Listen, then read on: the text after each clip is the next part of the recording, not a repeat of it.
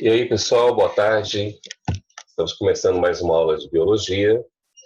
Estamos ainda lá na zoologia, já bem no final, né? Falta finalzinho desse filo que a gente está vendo aí, que são os equinodermos.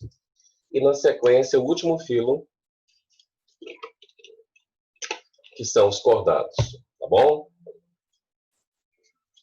Vamos entrar nos slides aqui e vamos em frente, né? A nossa aula de hoje.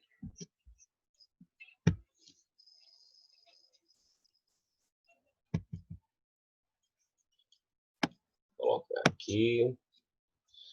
Bom, é um conteúdo muito legal de estudar, muito... A gente está sempre vendo um documentário de animais aí, a gente está sempre vendo, né, e fazem sucesso esses documentários. Então, o nosso assunto é a anatomia e fisiologia dos equinodermos. Vou botar isso aqui. Anatomia e fisiologia dos equinodermos. Anatomia é aquilo que você vê do animal. Fisiologia, o funcionamento desse animal. Bom, começamos aqui pelos poríferos, depois os quinidários, os plateumintos, que são os primeiros animais que são triblásticos, mas ainda não tem celoma. Os nematomintos, que são animais pseudocelomados, são os únicos animais pseudocelomados. Depois nós viemos para os anelídeos. Quem fez a sequência? O plateuminto verme, nematominto verme, anelídeo verme. Depois, artrópoda, estudamos animais como insetos, aracnídeos, crustáceos, e depois os moluscos, que é uma coxa de retalho. Dentro desse grupo, você vai encontrar animal que tem respiração branquial, animal que tem respiração pulmonar, animal que tem respiração cutânea, animal lento, animal rápido, ou seja, é uma coxa de retalhos ali formando esse filo aí. E agora nós estamos no penúltimo filo, que é o filo dos equinodermos, tá? Alguns autores chamam de equinodermatas, nada mesmo.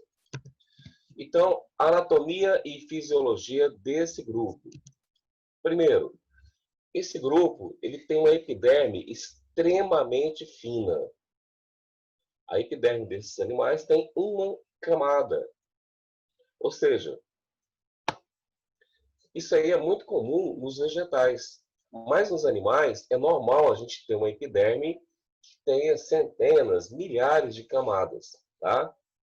Mas a epiderme dos equinodermos, ela é extremamente fina, a gente vai ver depois no esquema que eu trouxe aí.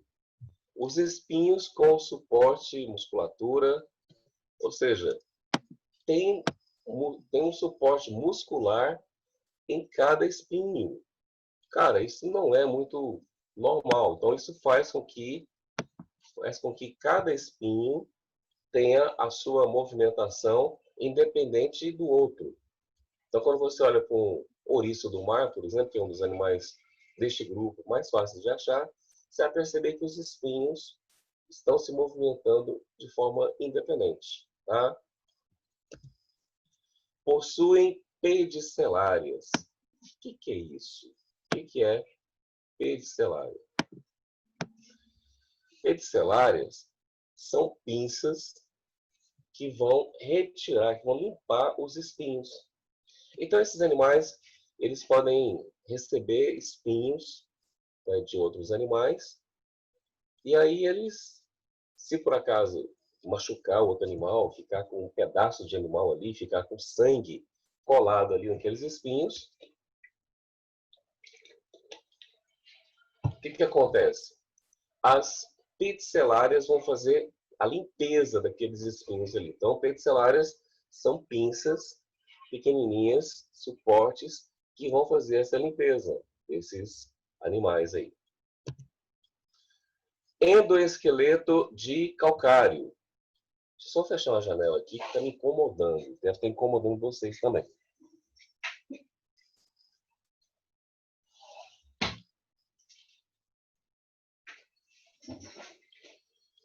Eu moro aqui acima do 10º andar e às vezes o barulho da rua ecoa e chega aqui em cima. É só o fato de fechar a janela, olha só. Então, esses animais têm um endoesqueleto de calcário. Olha só, velho. Esse endoesqueleto de calcário, ele tem umas placas de calcário que vão se encaixando e vão formar um esqueleto logo abaixo da epiderme.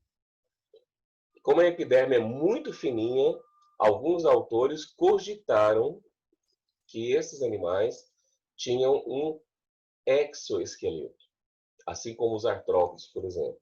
Só que, lógico, hoje nós temos aí uma microscopia eletrônica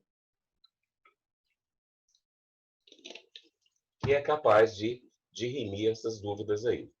Então, nós sabemos que essa aqui é uma das características que coloca esses animais muito próximos de nós. Então, eles não têm sistema circulatório, não têm sistema respiratório, não têm um sistema excretor, porém, esses animais estão muito próximos de nós. Por quê?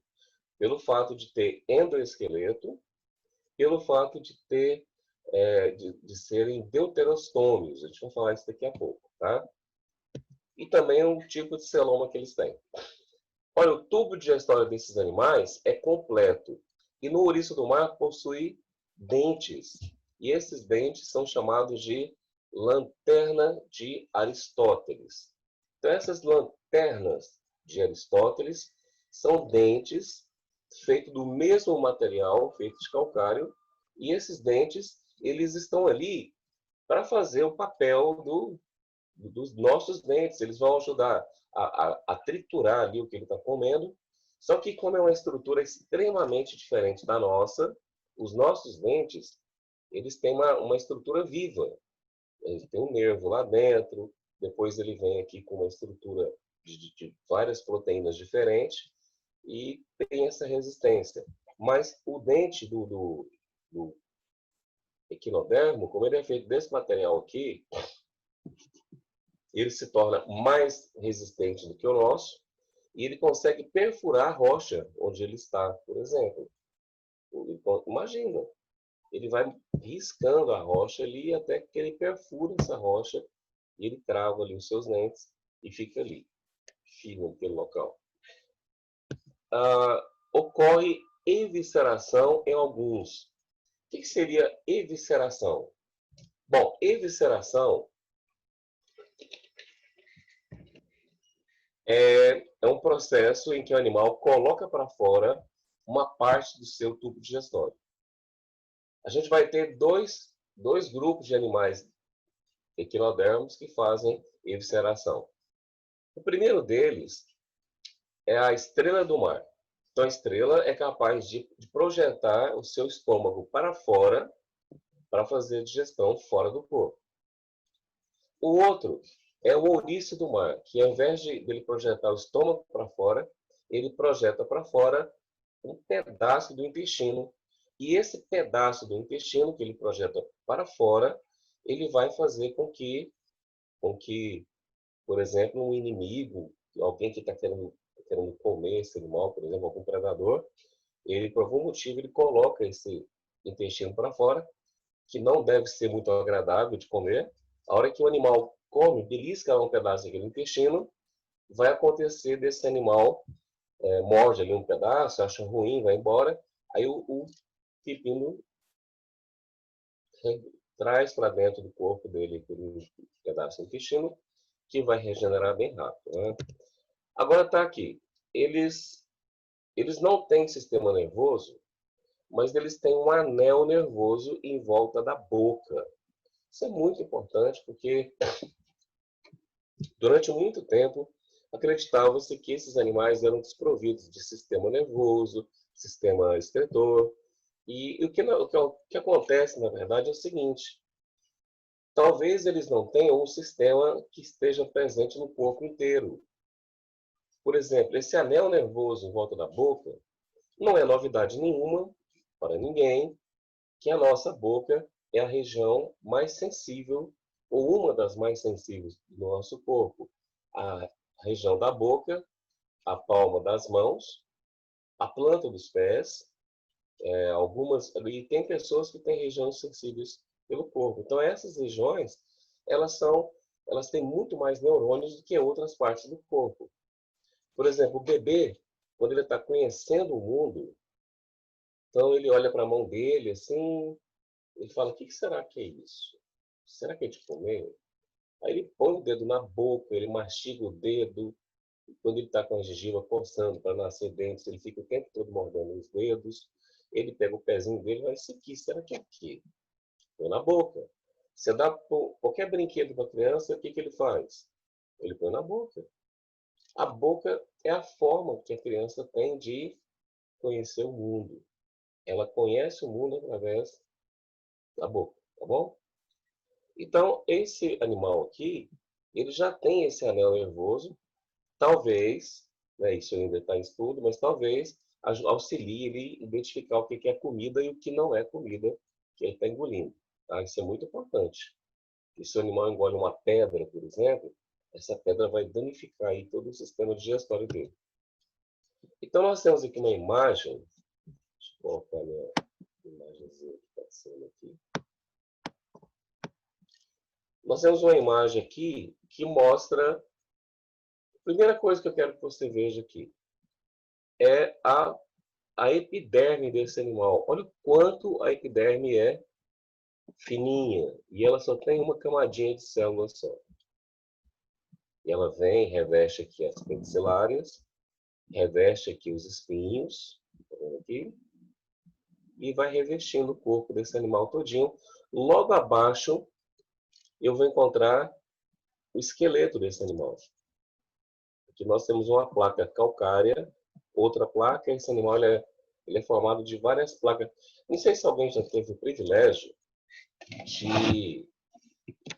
de ver um esqueleto de uma estrela do mar. Cara, é uma coisa linda. Até parece que aquilo ali foi uma obra de arte. Alguém foi lá e esculpiu aquilo ali, que é muito importante, muito interessante. Então nós temos aqui, ó, isso aqui é uma papila, né, para respiração e excreção, ou seja, ele traz alguns animais, o ouriço, por exemplo, pode liberar gases ou pode absorver gases aqui pela pele por essas papilas. Essas papilas são espaços entre as placas aqui. O esqueleto da estrela do mar, ele é cheio de buraquinhos. Ele é como se fosse assim, uma escultura com vários filamentos e cheio de buraquinhos. Esses buraquinhos são essas papilas aqui, ó, tá? Como ele não tem órgãos respiratórios. Mas, na verdade, em alguns ouriços, algumas espécies de ouriços, são encontradas pequenas brânquias. A gente vai ver daqui na sequência, tá bom?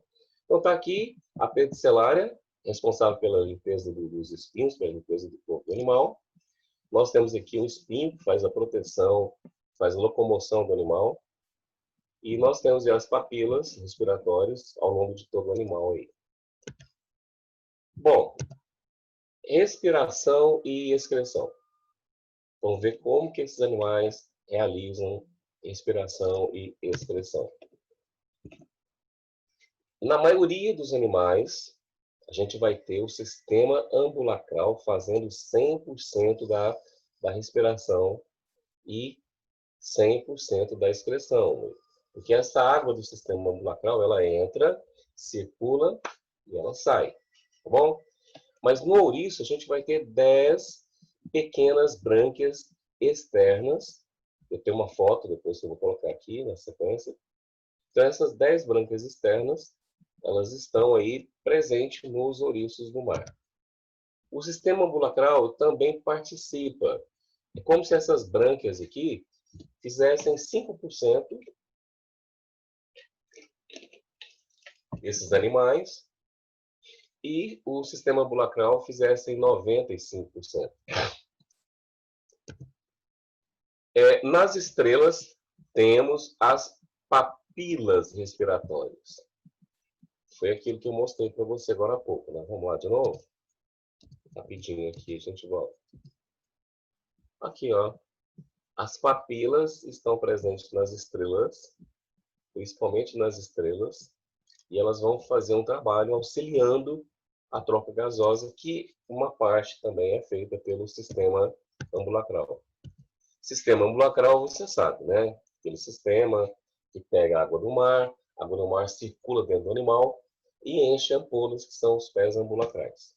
Ampolas que vão encher os pés ambulacrais. Então, nas estrelas também temos as papilas respiratórias.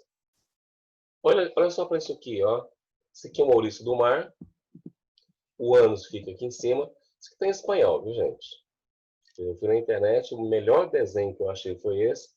Apesar de estar em espanhol, você vai conseguir entender isso aqui muito bem, tá?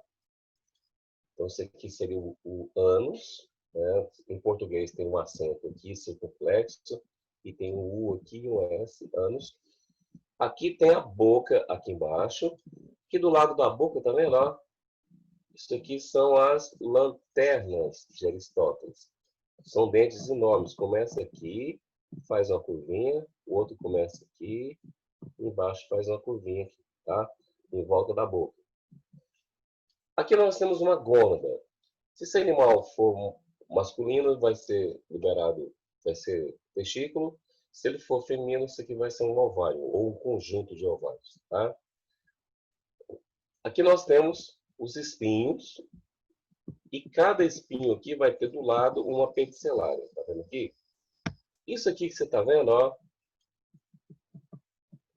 é o sistema ambulacral aqui. Então, o sistema ambulacral, ele tem aqui a placa madrepórica. Eu mostrei isso aqui na aula passada, no corpo de uma estrela. Só que todos os animais desse grupo vai ter isso aqui, tá? Então, olha só. A água entra por aqui, passa por essa região mais dilatada aqui e alimenta esse canal, que é o canal radial. E nesse canal radial aqui, a gente tem os pés ambulacrais, tá? Então, nós temos aqui pé ambulacral, peticelária, pé ambulacral, peticelária, pé ambulacral e assim por diante, tá? E aqui nós temos, tá vendo? Olha, brânquias. Olha aqui, são pequenas brânquias. Elas podem aparecer, parece verrugas, quando você pega e olha de perto assim no animal, tá? Então, essas pequenas brânquias seriam responsáveis aí por 5, no máximo 10% da respiração desse animal. E os outros 90% vai ser feito pelo sistema ambulacral aqui. Reprodução nos equinodermos.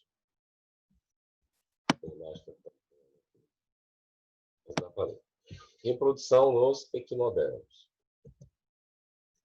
São animais dioicos, aqui. São animais dioicos, isso significa o quê? Eles são capazes de fabricar os dois gametas. Eles não conseguem fabricar os dois gametas ao mesmo tempo. É por isso que eles vão liberar esses gametas na água e a gente vai ter uma reprodução com fecundação externa, tá? Então, olha só, são animais dioicos com testículos ou ovários presentes na cavidade celômica. Cavidade celômica é aquela cavidade que vai conter todos os órgãos viscerais do animal. Nessa cavidade celômica a gente vai encontrar, temos uma pergunta ali, vamos tirar essa dúvida aí.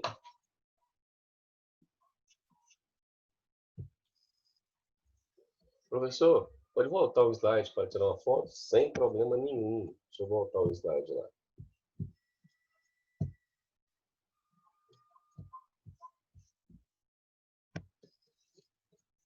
Deixa eu voltar o slide aqui, alguém pediu. Tirar uma foto.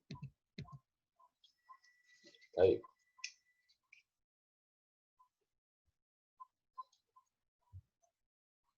Tudo certo? Tá bom. Inclusive, eu vou mandar o slide para o Célio logo após essa aula. Tá? Terminou a aula, eu vou mandar um slide. Às vezes, teve aluno que falou, professor, mas mandei só as imagens, não veio o texto. É porque está no mesmo slide. Às vezes você tem um texto em cima de uma foto. Então, na hora que você recebe o slide, está só a foto. Mas se você abrir no computador, vai aparecer a sequência de animação lá. Tá? Reprodução dos equinodermas. Está aqui, eles são animais dioicos, com testículos ou ovários dioicos. Tá? Então, a gente vai ter um macho e uma fêmea aí. Fecundação vai ser externa. Lógico, o animal tem testículo. Aí ele vai liberar os seus testículos ali, vai liberar os espermatozoides na água do mar. E o animal que tiver um ovário, ou no caso ovários, ele vai liberar os óvulos ali na água do mar. Então, espermatozoides, o óvulo, todo óvulo vai liberar um sinal químico. Assim como o ovócito 2 da mulher libera um sinal químico que os espermatozoides vão conseguir encontrar, aqui também vai acontecer a mesma coisa. Mesmo dentro da água do mar, a gente vai ter aqui um óvulo, no caso do animal, e esse óvulo vai emitir um sinal químico e os espermatozoides vão chegar aqui para ter a fecundação. Então, a fecundação é externa e o desenvolvimento é indireto. Toda vez que a gente tem desenvolvimento indireto, é que tem a presença de larvas, tá bom? O plúteo é a larva do pepino do mar, a bipinária e a branquiolária são as larvas nas estrelas do mar. E aí, os outros animais, eles não terão larvas específicas. Agora, tanto o plúteo quanto a bipinária e a branquiolária são larvas que são, no ensino médio, a gente não vai dar todos os 26 nomes de larvas que tem aqui. Então, o Enem determinou que a gente trabalhasse com esses dois números. A gente tem aqui, então, a larva que é do pepino e a larva que vai aparecer, as duas que vão aparecer nas estrelas do mar. Quem for estudar animais lá no curso superior, velho, vai ter um monte de larvas, um monte de nome. Dependendo do curso que você vai fazer, vamos supor que você vai fazer veterinária. Às vezes você passa 2 ou 3 meses, 8 aulas mais ou menos, estudando um grupo de animal. Aqui a gente faz em 1 ou 2 aulas. Então, cada vez que você avança dentro da área, você vai tendo mais detalhes daquilo. Para o Enem e para os vestibulares, as larvas que você precisa saber é o plúteo, a bipinária e a branquiolária. Na verdade, a bipinária e a branquiolária, elas são larvas que uma se diferencia da outra, tá? O assunto agora são os tipos de celoma. Vamos lá. Tipo de celoma. Eu estou muito preocupado com isso, porque um dos critérios para você diferenciar esses animais é o celoma. Então, um dos critérios que fez com que esses animais saíssem lá do começo da escala e viessem para cá, para próximo do final da escala, que eles são o penúltimo filo que a gente estuda. Próxima semana já começamos a falar de cordados. Observa só isso aqui. Antes de mais nada, o que seria um celoma? Celoma seria aquela cavidade que o embrião tem. Quando é embrião, é só a cavidade. Essa cavidade, na hora que esse indivíduo nasce, na hora que vão surgindo os órgãos vão ocupando esse espaço. No nosso caso,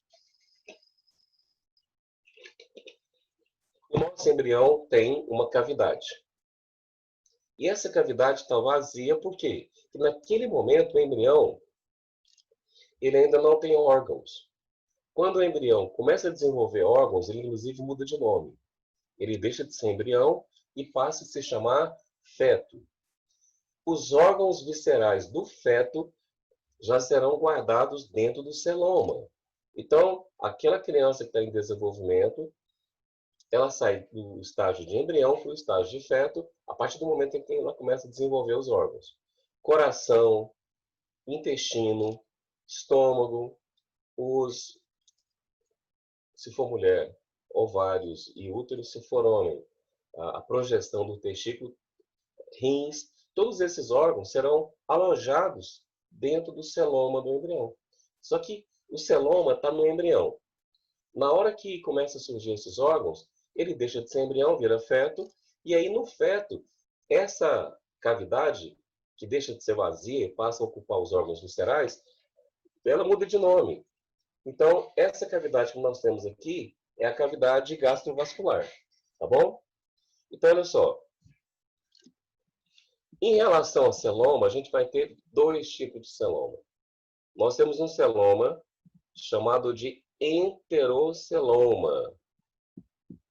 Ocorre evaginação do mesoderma e regressão do arquêntero. Gente, arquêntero é o intestino primitivo. O termo entero também significa intestino. Então, o enteroceloma, você vai ver daqui a pouco uma ilustração aqui que vai tirar essa dúvida sua, mas vamos guardar duas informações aqui. No enteroceloma, a gente vai ter uma regressão do arquêntero. Esse arquêntero, esse intestino, ele vai regredir. Ele vai abrir espaço para que o celoma surja em volta dele. Agora, observe esse outro aqui. Esquizoceloma. Blocos de mesoderma que estão presentes ao lado do arquêntero originam o celoma, não ocorre regressão do intestino primitivo. Não ocorre regressão do intestino. Cara, isso é muito fundamental, porque você não faz ideia do tanto de questões que caem com esse assunto aí nos exames em geral. Não só no Enem, mas nos exames em geral. Então, observe isso aqui. Qualquer dúvida, eu coloco novamente. Tá? Então, observe isso aqui. Aqui nós temos a mesoderme que está colada no arquêntero. Esse anel aqui e esse anel aqui são invaginações da mesoderme. Agora observe o que vai acontecer. A mesoderme vai sair daqui de dentro e vai formar o celoma. Só que para ela formar um celoma perfeito aqui, tá vendo essa falha aqui e essa falha de cá? É necessário que essas duas falhas desapareçam. Então, o intestino vai fazer uma regressão. Na hora que ele faz essa regressão aqui, sobra espaço para ter o celoma. Se você olhar só o final, você vai pensar que é o mesmo animal, inclusive. Porque o celoma vai ser igual. Se eu pegar um embrião de um equinodermo, pegar o embrião de um molusco, os dois vão ter essa cavidade aqui do lado do intestino. Essa cavidadezinha aqui é o celoma. Agora observa aqui embaixo.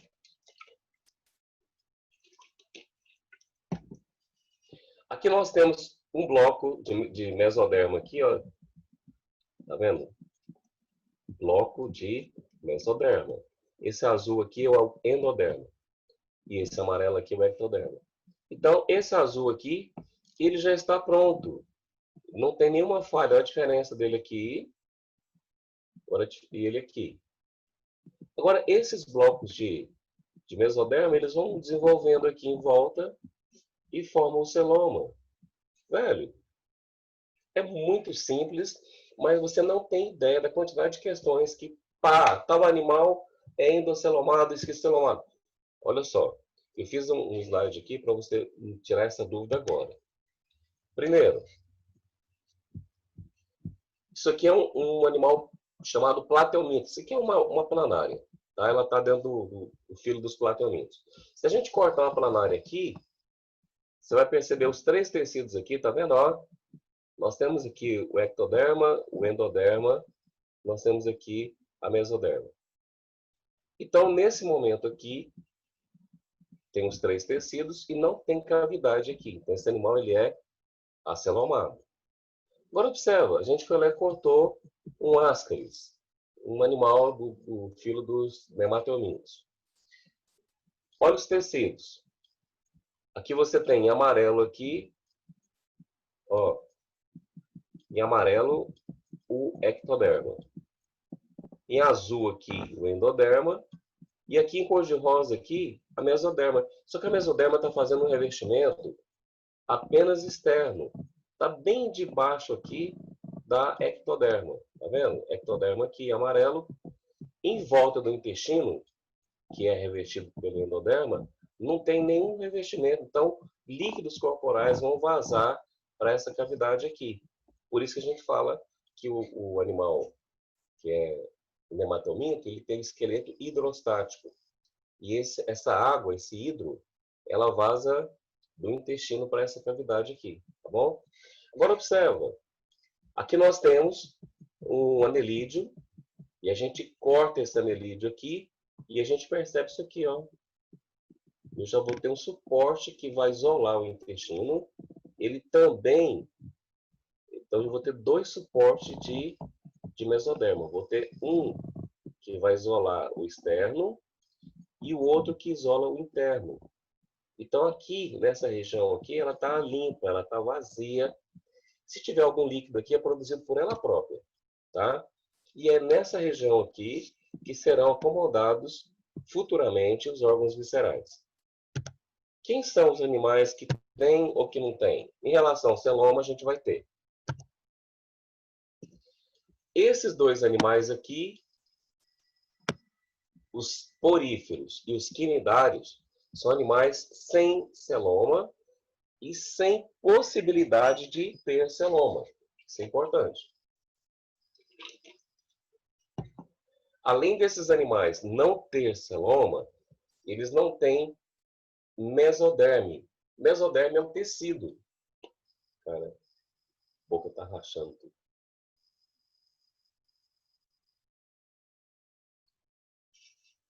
Inverno, essa secura aqui de Goiás não é muito bom, né? Então, olha só. Esses animais aqui, eles não têm celoma e nunca terão possibilidade de ter esse celoma aí. Tá? O que acontece? Acontece isso aqui, ó. Eles estão nesse grupo. Agora, o plateuminto, ele poderia ter celoma. Por quê? Porque ele tem 3 tecidos. Aqui em cima, o porífero não tem nenhum tecido embrionário. O quinidário tem 2 tecidos, mas é o ectoderma e o endoderma, não tem a mesoderme.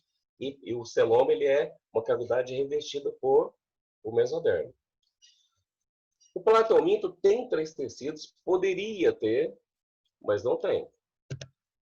Pseudocelomado, a gente vai ter um grupo. Cara, é muito legal gravar isso aqui, porque é o seguinte. Tem autor que coloca esses 3 aqui no mesmo balaio. Porífero e quinidário são acelomados. Se você abrir uma questão que tiver isso, você vai lá e marca um X. Mas aqui tem autor que já separa sem celoma, acelomado, por quê? Porque ele poderia ter, velho. Ele tem equipamento para ter. E aqui nós temos os pseudocelomados, que são os nemateumintos, que tem o revestimento externo de mesoderme, mas não tem um revestimento interno. E os animais que são celomados, a gente vai ter 2 grupos. Esquizocelomados, aqueles que teve que regredir o intestino para poder desenvolver o celoma. Quem são eles? Anelídeos, artrópodes e moluscos. E depois? Depois nós temos os enterocelomados, que são os animais que não tiveram que regredir o intestino para desenvolver o celoma. E agora você entendeu. Ou seja, por que os equinodermos estão no final da lista? Eles não têm sistema circulatório, não têm um sistema excretor, sistema respiratório é deficitário, aparece uns pedacinhos de alguns, outros não. O sistema nervoso também é deficitário. Porém, eles são enterocelomados, igual a nós. Eles têm uma simetria bilateral ali na larva, mas eles têm endoesqueleto.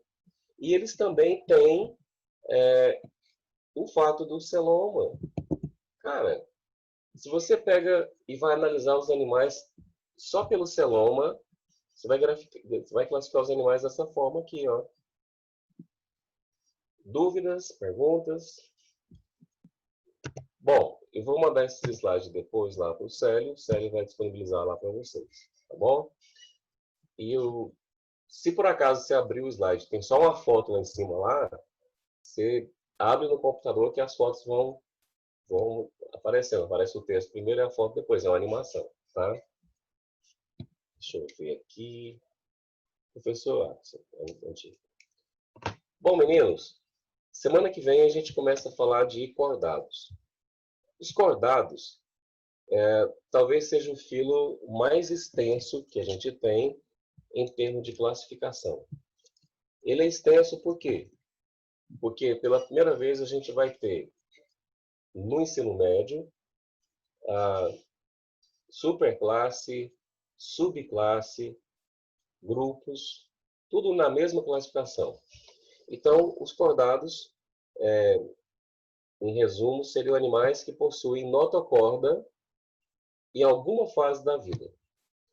É o filo maior que tem, né? Eu poderia dizer que os cordados, os artrópodes, um aluno que conhece, que entende de artrópode, que entende de cordados, esse aluno tem 40% da zoologia na mão dele. Que os outros filos são filos construtivos, são filos que serão repetitivos. Tá? Agora, nesse novo filo, a gente já começa dividindo os filos em dois subfilos. Os animais que possuem as características embrionárias e os animais que modificaram essas características. Por exemplo, você é um cordado, mas você nunca viu falar de alguém que está com dor na notocorda. Não, a gente não tem dor na notocorda porque a gente nem notocorda tem. Na fase em que nós estamos, adultos, nós já substituímos a notocorda por uma estrutura chamada coluna vertebral. Então, essa troca possibilita que tenhamos uma divisão nesses animais. Os animais que substituem a notocorda por vértebras serão vertebrados. Então, a gente vai ter o subfilo vertebrado e o subfilo dos animais que são chamados de protocordados. Então, os protocordados, eles permanecem com alguma característica bem primitiva. Então, eles não trocam a notocorda. Ou eles permanecem com a notocorda depois de adulto, ou eles substituem essa notocorda aí. Elas deixam essa... Né? Pessoal, estamos chegando aí no minuto final. Um abraço para vocês. Um joinha aí. Quem gostou da aula, dá um joinha também. Quem não gostou, dá um joinha só para mim ficar feliz, né? Olha só. Até a próxima aula, pessoal. Obrigado, hein?